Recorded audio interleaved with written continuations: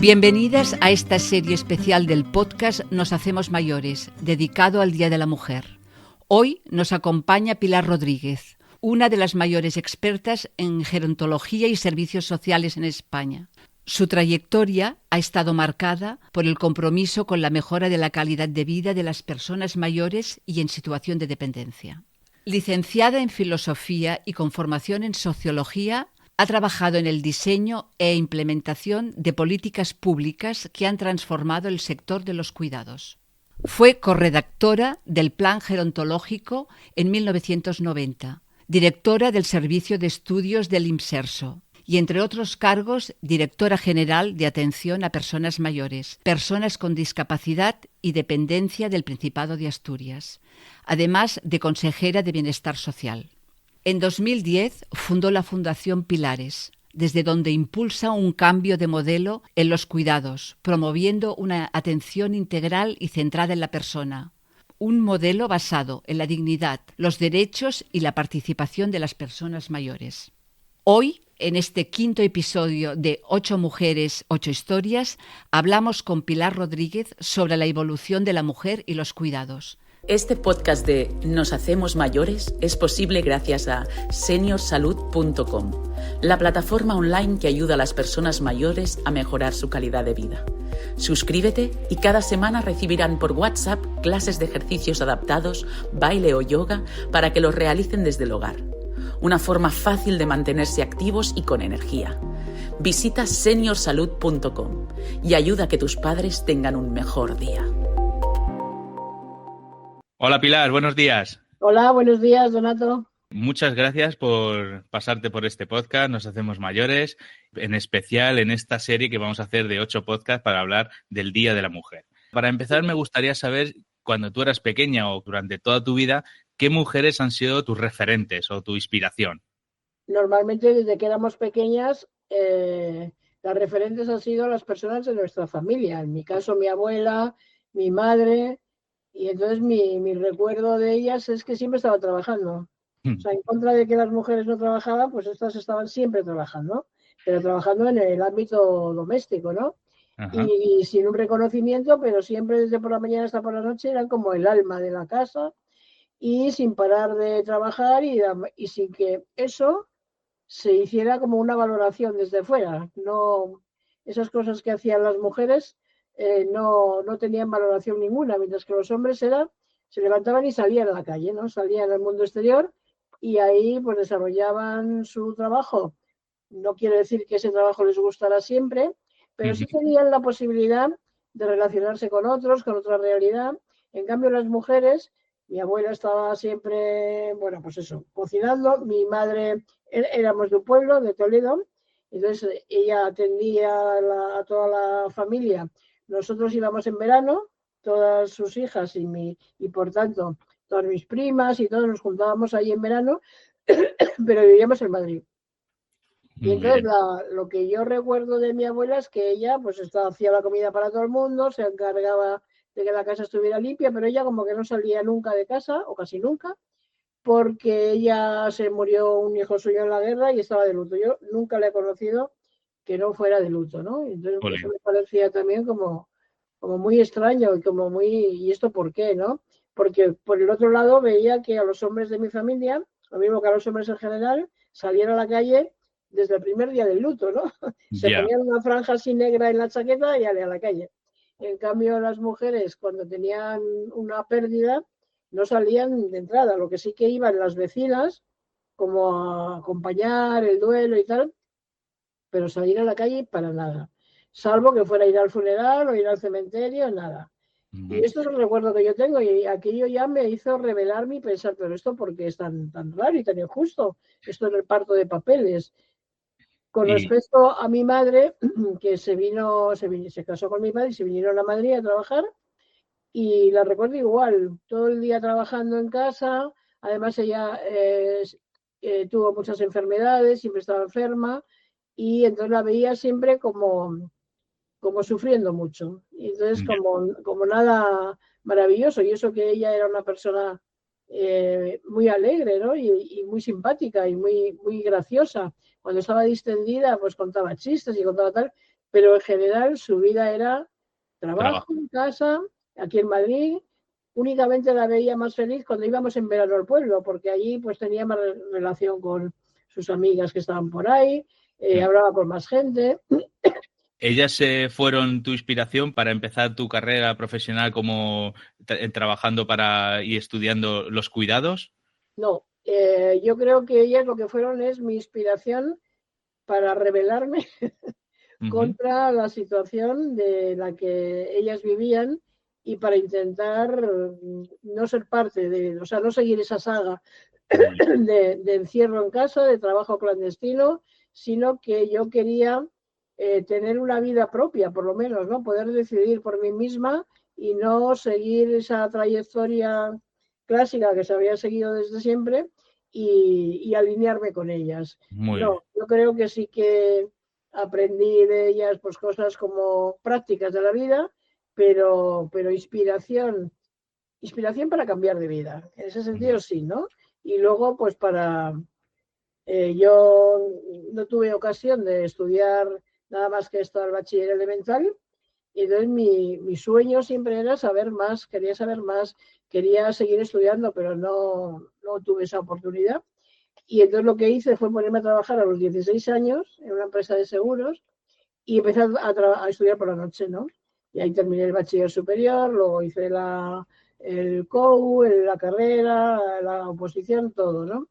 Y en ese sentido, bueno, pues es cuando en esa trayectoria profesional me encontré con el mundo de las personas mayores y en general de los cuidados, pero de las personas mayores en general. Entonces Y tuve la oportunidad de que se me encomendara elaborar el plan gerontológico con otras dos personas que estábamos en el INSERSO y eso fue como un hito muy importante porque me permitió visitar diferentes países de Europa, además de leer toda la literatura que había gerontológica y ver lo que estaba ocurriendo en otros lugares. Y ahí aprendí muchísimo y realmente es cuando me enamoré de este trabajo, de este sector, de poder aportar, ver lo que en otros países habían ido recorriendo y de los que ya podíamos aprender cosas.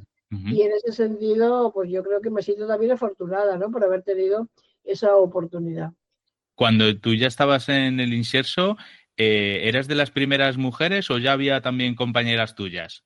Bueno, en el sector de los cuidados siempre ha sido mayoritaria las mujeres, pero vuelvo a decir, mujeres que estaban en la zona oscura, ¿no? Por una parte, en los cuidados, tanto en la atención domiciliaria como en residencias, sobre todo son mujeres. En el sector de los cuidados y de los servicios sociales, como los sanitarios, como la educación, siempre han sido sectores que han bebido del trabajo de las mujeres, del Sí. trabajo que se hacía en casa, porque en casa se cuidaba a todos.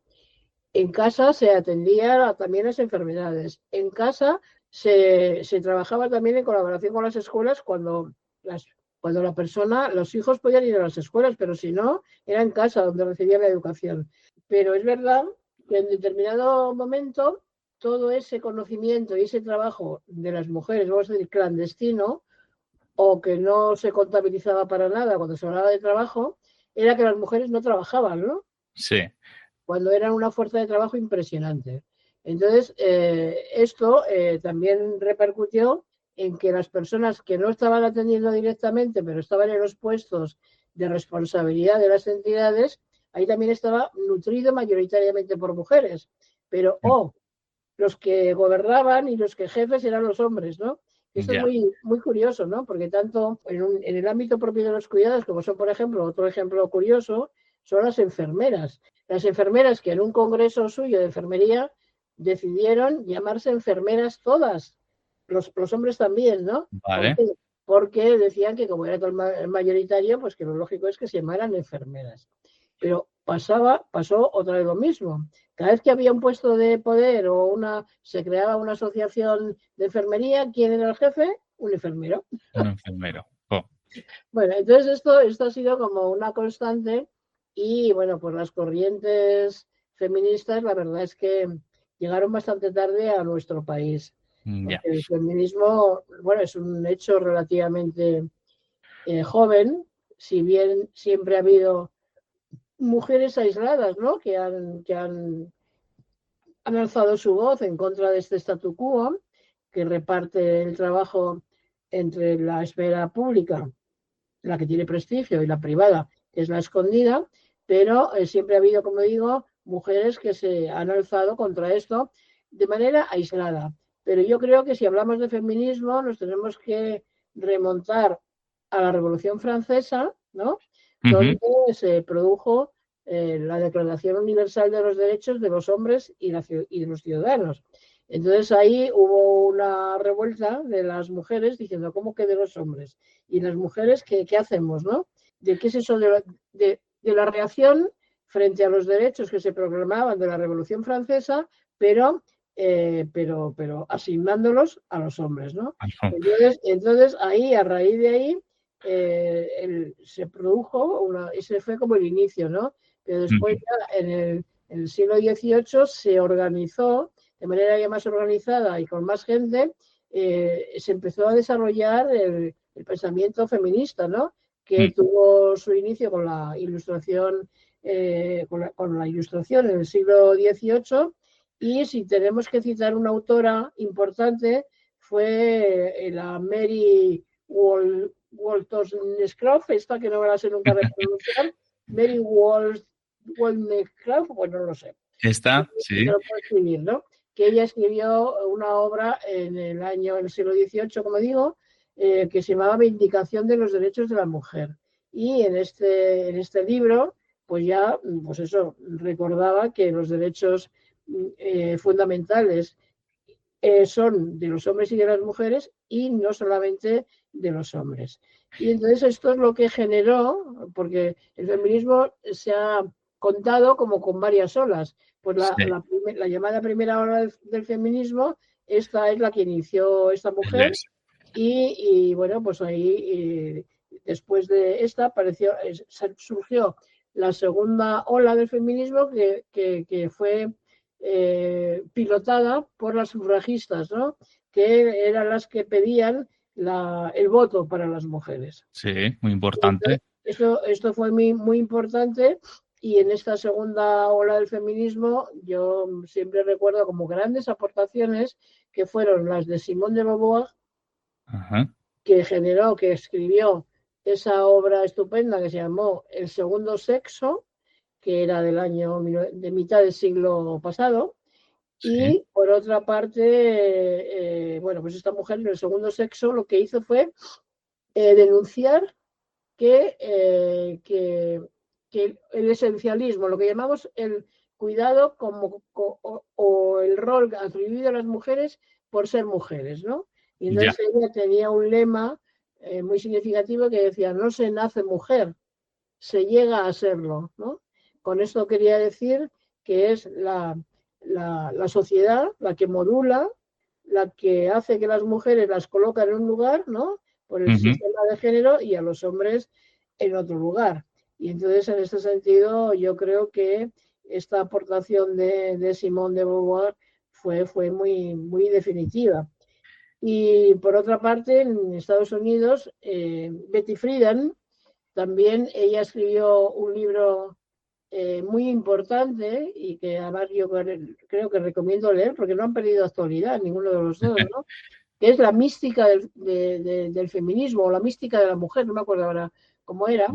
Entonces aquí también ella hablaba, que es como muy sugerente, el mal de las mujeres, el mal que no tiene nombre. Vale. No tiene nombre, y se refería a esa insatisfacción de las mujeres de tener que desarrollar un rol que ellas no habían elegido, pero que se ven obligadas a desarrollar, ¿no? Y en ese sentido, bueno, pues yo creo que también, ¿no?, con esto del mal que no tiene nombre, es tener que cargar con esta herencia, ¿no? Sí. De lo que había sido impuesto todo lo que ha sido impuesto, y sobre todo por lo que es el género, la historia del género, y ahí es donde, bueno, pues ¿Y tú crees que cuando empezó la sociedad, las mujeres empezaron a incorporar en el mundo laboral, ya claro, ya no ese rol de cuidar en casa, que sigue habiéndolo, que luego llegas a casa y es verdad que la mujer como tradición dedica más horas, pero tú vas viendo una evolución que ya el hombre se va incorporando en esas tareas? Sí, mira, claro que sí, no se puede decir que no nos hemos movido, pero ha sido gracias siempre a la lucha de las mujeres. Ahora, si nos referimos ahora, donde ya no sé en qué ola estamos del feminismo, Sí, ya es. sí que ha habido cambios. Yo creo que en el tema de los cuidados, sobre todo, ha habido cambios en el cuidado de los niños, Vale, en la crianza, ¿no? vale. Ahí es donde más cuidados, donde se han incorporado los hombres a cuidar. También ha sido porque ha habido leyes que han obligado a también cogerse, por ejemplo, la baja paternal o no del cuidado de los niños, Y, que también es una obligación. claro, todo eso es Suma. fundamental. Claro que hay leyes, las leyes siempre van detrás de la realidad, pero afortunadamente las hay, ¿no? Y en ese Ujú. sentido, el hecho de que haya habido regulación y los derechos de las mujeres después de aquella conferencia importante de Pekín que se realizó pues en los años 80, ¿no? Y fue como un revulsivo para reivindicar el tema de la igualdad, ¿no? España, yo creo que no podemos olvidarnos de la gran aportación que hizo Clara Campoamor, ¿no? Clara Campoamor, que fue en tiempos de la República, y ella era conservadora, pero tuvo que pelearse nada menos con Victoria Kent, que era progresista, vamos a decir, era del Partido Socialista. Y sin Ya. embargo, era Clara Campoamor la que decía que tenía necesariamente que equipararse el derecho al voto de mujeres y de hombres. Victoria Kent decía que no, porque las mujeres, como eran más conservadoras, que si se les daba el voto, iba a ganar la derecha. Y decía Ya. que no importaba quién ganara, pero que el derecho era, lo suyo es que las mujeres tuvieran el voto. Bueno, pues este fue como no un gran revulsivo también, y en el momento actual, que es lo que me preguntas si te interesa, Mm. como digo, claro que ha habido grandes transformaciones, grandes luchadoras a partir del trabajo de Clara Campoamor y luego de los movimientos feministas de aquí de España. Y ha habido leyes como por ejemplo la de la violencia de género, que fue hace ya no sé cuánto, fue el primer mandato de Zapatero, que fue la primera ley que impulsó y Pues que 20 años a lo mejor, es que se pasa rápido, pero sí, sí, sí, y que fue realmente muy necesaria, porque fíjate la lacra que es que siguen matando a las mujeres, es que nos siguen matando. Pero sí que ha habido también, pues, estas leyes de conciliación, de avanzar en igualdad, y en ese sentido, como te decía al principio, yo lo que veo en la realidad es que ha sido en la crianza de los niños y niñas donde hay más incorporación de los hombres. Y vale. además, según los estudios, ellos refieren que es una maravilla, ¿no? Que tiene un resultado absolutamente satisfactorio para ellos esa relación de la crianza, del cuidado, porque les gratifica muchísimo más que otras cosas, ¿no? O sea que el hecho de haber pasado toda su vida fuera les ha restado también la posibilidad de disfrutar del cuidado de los otros y en especial de los hijos. También tú habrás conocido gente, padres que, bueno, que solo tenían sus 2 días de cuidado de sus hijos y a trabajar. Quiero decir que habría gente que no querría cuidar de sus hijos y otros que sí, y por ley no Claro. podían. O sea que. Sí, sí, que las leyes, claro, que impulsan muchísimo. ¿Y tú crees que con el tiempo, a lo mejor ahora todavía no, pero como va evolucionando, igual que se ha hecho con los niños, habrá leyes que hagan que cuiden los hombres y las mujeres tengan que cuidar de los mayores que tienen a su alrededor? Bueno, nosotros acabamos de hacer un estudio en la Fundación Pilares sobre las familias cuidadoras. Es Ajá. un tema que a mí me ha interesado muchísimo desde cuando yo estaba en el Inserso, pero ahora en la Fundación hemos trabajado mucho el apoyo a las familias cuidadoras. ¿Por qué? Porque es otra vez la gran desconocida. Y nosotros decimos que los cuidados y el bienestar en general se sostiene sobre las mujeres, sobre el trabajo de las mujeres, Sí. pero que sigue siendo invisibilizado, no remunerado, cuando se trabaja en el medio profesional mal pagado, precarizado, y creemos que es absolutamente necesario reivindicar por parte de toda la sociedad el valor que tiene cuidar. El valor que tiene cuidar para la vida de cualquier ser, desde que naces hasta que te mueres, ser humano digo, pero también el cuidado del parque, de tu casa, del medio ambiente. O sea, el cuidado es un concepto que deberíamos abrazar como muy amplio para que sea como la regla de nuestra vida. Porque cuando cuidamos a los demás, también estamos creciendo nosotros, ¿no? O sea, porque estamos descubriendo en esa persona que hemos considerado siempre frágil, que no aportaba nada, que es como una carga del cuidado, ¿no? Verlo como una carga, verlo como una oportunidad.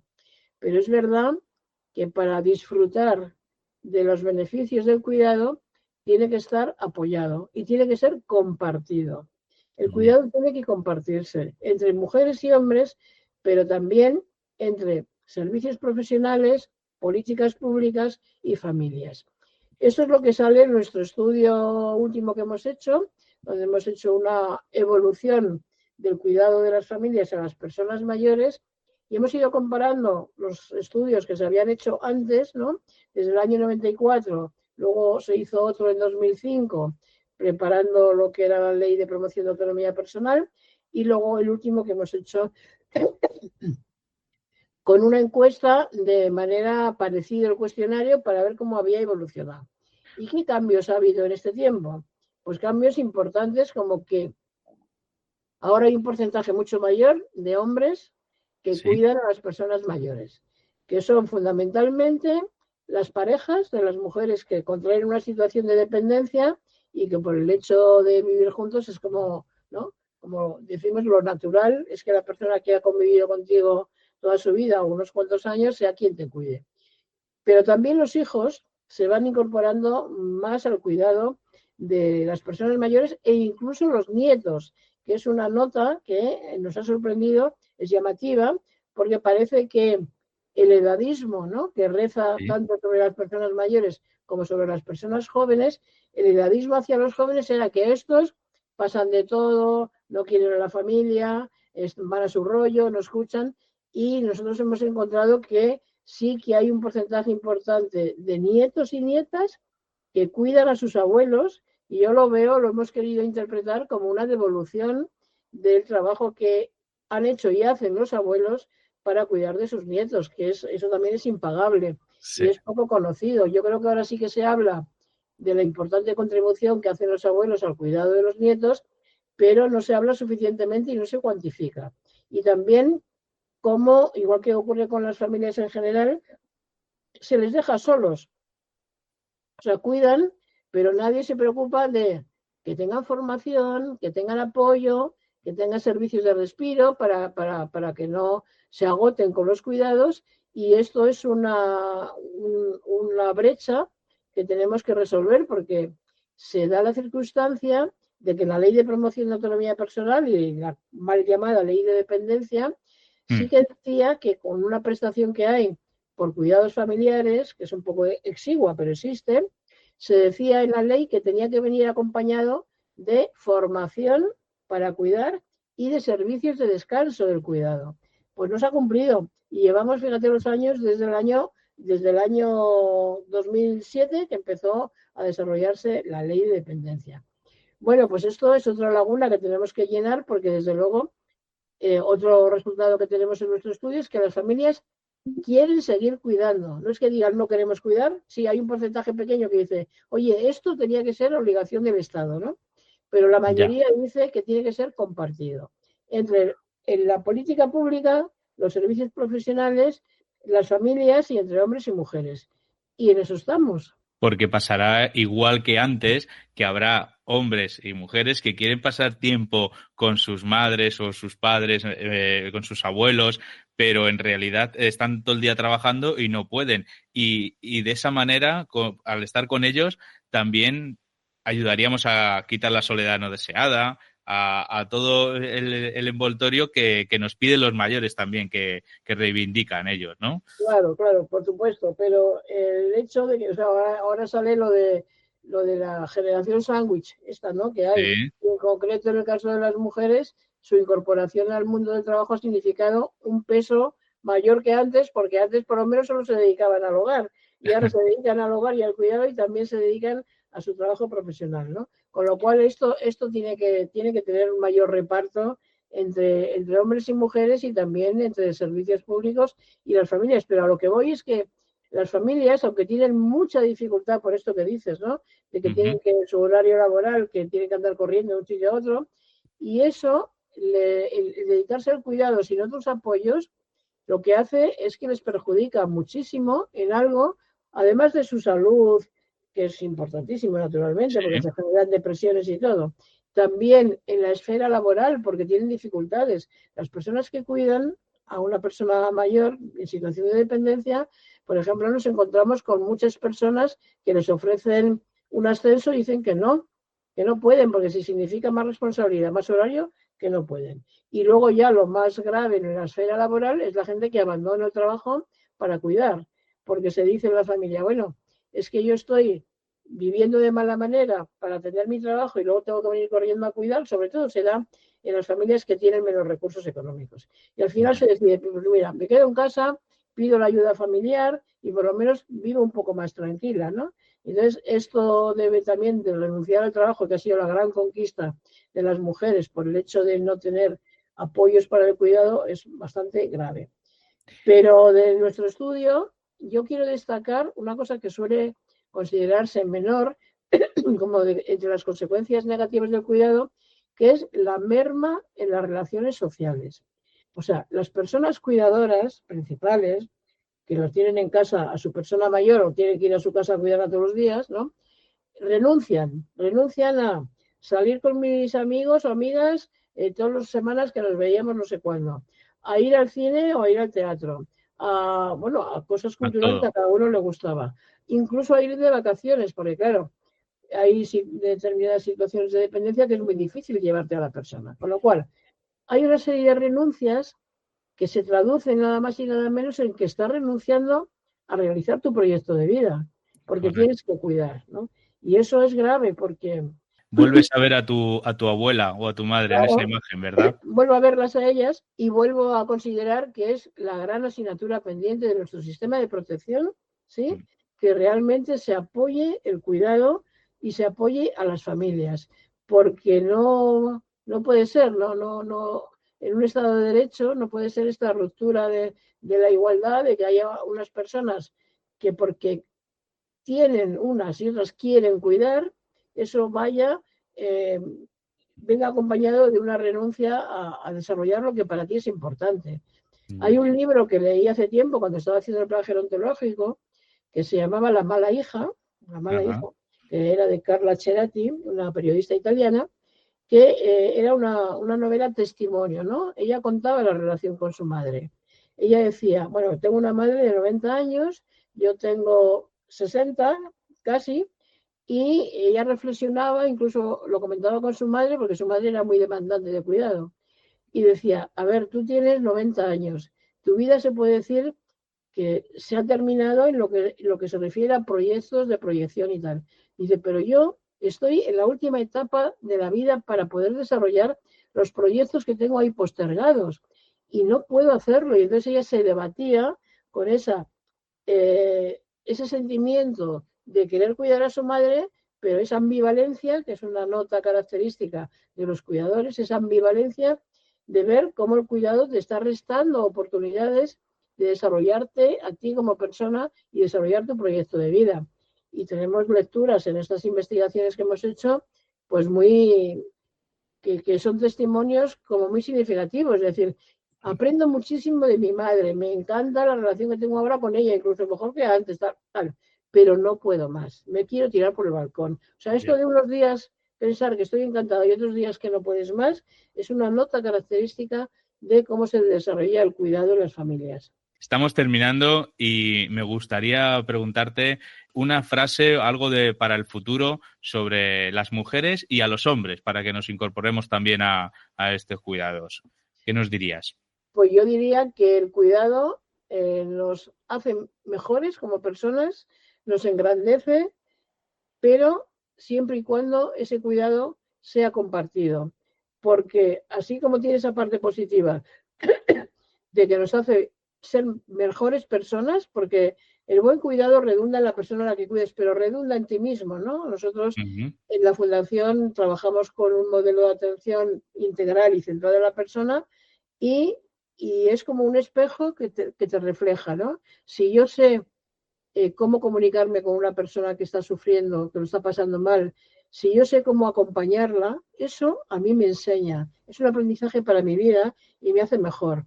Entonces, en este sentido, que aprendamos que el cuidado, ir hacia una sociedad de los cuidados, es ir sin duda ninguna a una sociedad mejor. En este momento histórico que vivimos de tanta incertidumbre, ¿no? Como hay en el mundo, de tantos individualismo, de tanto Sí. centrarse en lo que a mí me pase y nada más, ¿no? Porque es otro valor que ha venido sucediendo de que decimos que en España somos muy solidarios, pero somos muy solidarios como con los nuestros, ¿no? Con nuestra familia. Y cuando ocurre una catástrofe, como por ejemplo con la Dana se ha podido ver, todo el mundo sale a la calle, pero en la vida general no. Y entonces esto parece que el cuidado, o sea, refuerza la idea de que el cuidado es cosa nuestra. Y no, tenemos que abrir las puertas y decir que el cuidado es cosa de todos, porque tiene que ver con toda la sociedad. Si tengo que dejar un mensaje, sería ese, que tenemos que construir una sociedad de los cuidados donde se le dé valor a lo que significa acompañar a una persona en ese momento de su vida, estoy hablando ahora de personas mayores, pero en general, para mantener su dignidad, para mantener su manera de ser, para respetarla en sus derechos.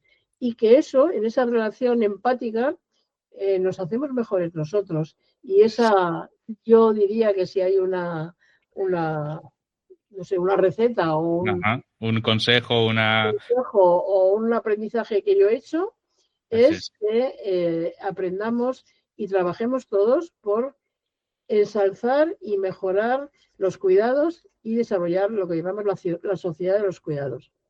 Pilar, siempre ahora a todas las mujeres que habéis pasado por este podcast, les hago una palabra que es empatía. ¿Qué es la empatía?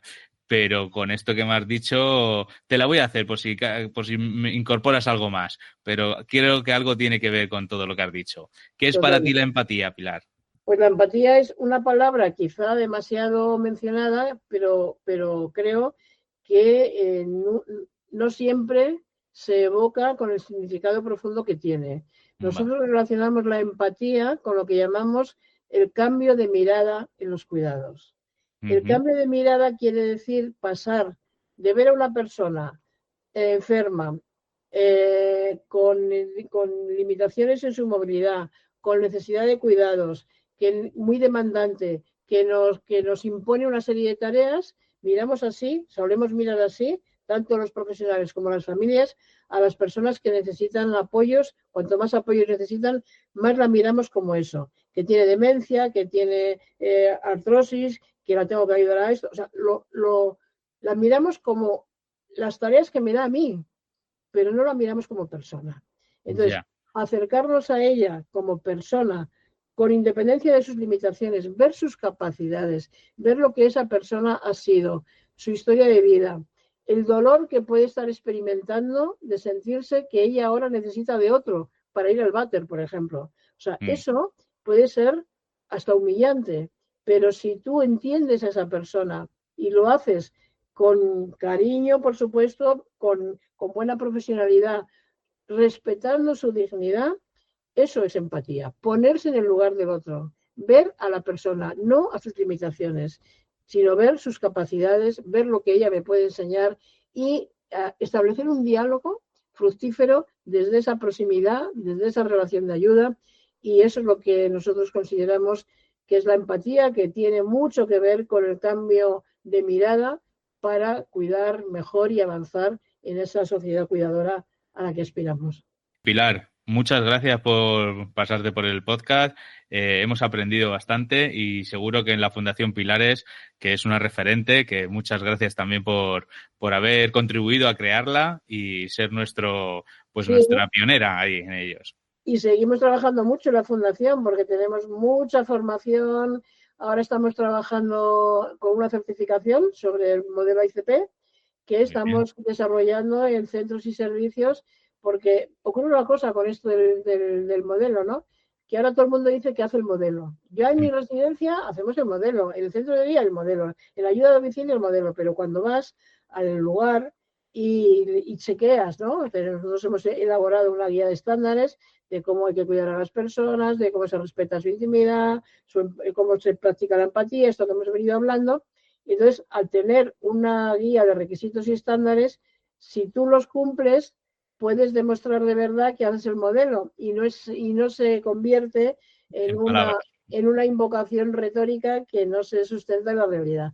Entonces, ahora estamos ilusionados con este sistema de certificación que después de tantos años de trabajo de la Fundación Pilares, estamos ahora viendo el fruto y hay muchas entidades que están muy interesadas. Eso es una gran noticia. Muy bien, así tenemos todos algo en referente, todos igual. Y eso gracias.